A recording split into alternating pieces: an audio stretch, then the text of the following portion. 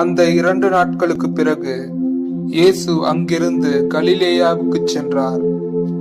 தம் சொந்த ஊரில் இறைவாக்கினருக்கு மதிப்பு இராது என்று அவரே கூறியிருந்தார்.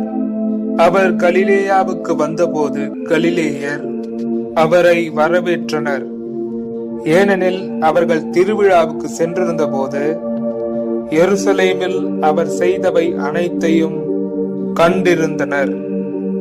கலிலேயாவில் உள்ள கானாவுக்கு இயேசு மீண்டும் சென்றார். அங்கேதான் அவர் தண்ணீரை திராட்சை ரசமாக்கி இருந்தார்.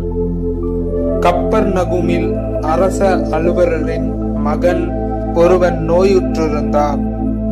இயேசு யூதேயாவிலிருந்து கலிலேயாவுக்கு வந்திருப்பதாக கேள்விப்பட்ட அரச அலுவலர்